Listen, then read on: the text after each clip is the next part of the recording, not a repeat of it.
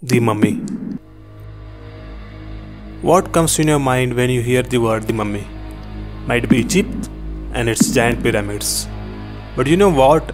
In giant Himalayas also there is hidden mysterious place where you can find the Indian mummy. Yes, it is the Indian mummy. And you might say that what is the big thing in having the Indian mummies in the Himalayas? But the interesting part is this mummy is naturally preserved, whereas the Egyptian mummies are preserved using some chemicals. Do you want to know more about this mummy? Then watch this episode completely.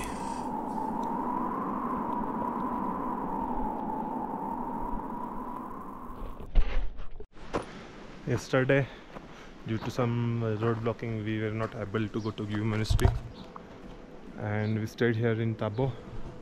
You can look at the view, Tabo. There is sunshine on the mountain, but actually sunrise is happening from this side. And we are leaving early morning. Now this is 5:30. It's pretty good sunlight at 5:30 also.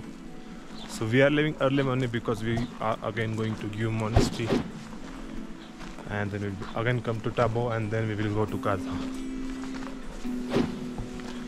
And in between we will go to Dhankar, then Tabo Monestry, and if there is another places to see. If you have watched our previous episode, you might know that because of unpredictable disaster, we missed the opportunity to visit the mummy. But if you are a traveler and you do not have that urge to explore every bit of your journey, then you might be a tourist but not a traveler. The spirit of exploration within us made us to wake up early in the morning at 4 AM just to visit this mummy. We went almost 40 km back to our previous route and then again came back with the same route. But just because of this, we also experienced the dazzling beauty of Spiti Valley in the early morning. GUE Village is almost isolated habitats with no other villages in the view. But what makes it famous is over 500-year-old mummy of Buddhist monk. On small hillock, just outskirts of the village, in a small room inside a glass cabin, lies the mummy of old monk. Mummy of Sangha Tenzin. There is nothing quite like it. The mummification of this monk is starkly different from those of the Egyptian mummy. It is said to be the result of natural self-mummification process called Soku Shimbutsu, which strip the body away from its fat and fluid. You will be fascinated to know that the process could take up to 10 years. The monk go into slow starvation with a diet of poisonous nuts, roots, herbs and tree sap.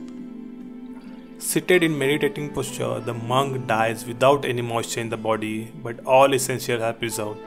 The mummy of Sangha Tenzin is seated in the temple today with the mouth open, his teeth visible, his hollow eyes stripped of fat and the moisture. It is symbolized the living Buddha. So currently we are at the location of only mummy of the India. It's said to be the only mummy of the India, and the most interesting fact about it is that it has been preserved without any preservative, so it's been naturally preserved mummy, and it has very wide story and wide history behind this mummy. So this is the mummy of Sangha Tenzin, and Sangha Tenzin was a monk before, and he went in the self-mummification process. So there is old mummification technique, the Sokushin Bishu something. Sokushin Butsu. So name is the Sokushin Bishu, which is a Japanese mummification process, and it's a very interesting process. So I might be explained in deep about this process in video. But the interesting fact about this mummy was till in 1975, no one was knowing about it. When there was earthquake in 1975, so at that time people came to know about this mummy process, this mummy. And after that, around 2004 or 2007, the people from the USA, Oxford University came here. They did a 14 carbon dating, and they found that this mummy has been here, like the mummification has been done here around the 14th century, like 1400 something. So it's very interesting.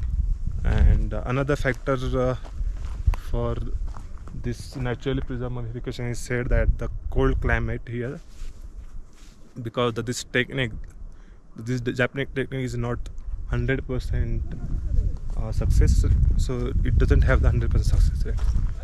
But yes, and apart from this, it has a very nice view. And again, so just after few mountains from this side, there is a Tibetan border, basically China border, which we are calling Tibet because basically that is Tibet is a part of China. This place is just 3 to 4 kilometers away from the China border and very much isolated from the main Shimla to Spiti zone. But that's what makes this place to stand out.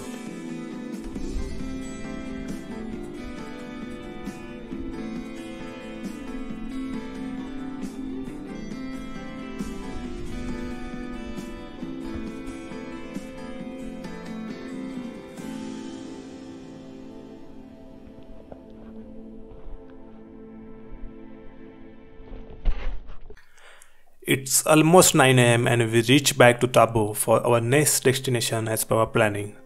But before leaving Tabo, there is another wonder in Tabo itself, and it's the Tabo Monastery. Tabo Monastery, sometimes also referred as Ajanta of Himalayas. It is the oldest earthen Buddhist monastery in Himalayan region to have survived unchanged and comparatively well intact. The monastery was founded 1000 years ago during the period of Purangung Kingdom, which established many trade routes during this time and constructed temple along this route. It is a period known as the second spreading of Buddhism in Tibet. The monasteries built during this time period played a role in exchanging and debates that took place between the Tibetan and Indian Buddhist tradition. Today, the old temple site is made up of 9 temples and several stupas, in addition to the caves along the mountain slopes. A new assembly hall, the Kala Chakra temple, was built for the first Kala Chakra initiation carried out by His Holiness the 14th Dalai Lama in Tabo in 1983. So currently we are in the Tabo Monastery. So Tabo Monastery is also known as the Ajanta of Himalayas because it is one of the oldest and I think only monastery and the only other monastery. So which means that it is purely developed with the mud, and if you can see the color of this monastery and the color of the Himalayas, it is pretty much kind of sabotage. And you can also see the monks somewhere. If you can see this side, the mountain color and the monastery color is pretty much matching. So if you come to the Tabo Monastery, you will find different rooms and different sections. So this is the section which named as a golden temple because it is a walled and painted wall, and they said that it contains the gold. Basically there are some gold lining on wall painting and it contains the gold, so that's why it's called the golden temple. Likewise, here are two another rooms. One room contains a statue of Buddha with their culture. Obviously I cannot take the shot because it's not allowed, and another one is again same the Buddha Murti. Sometimes in search of peace we miss the real peace which just lies beside us, and that's what I felt in Tabo Monastery. Its atmosphere itself is defining the meaning of peace. With this little enlightenment, we continue our journey to visit the another wonders of wonderful Himalayas. Our next stop is the Dhankar Monastery, which is also called highest fortress on earth, but we will keep that part for our next episode. If you are excited to know about this, then please subscribe to this channel, and also don't forget to like, share and comment on this video. Till then, goodbye.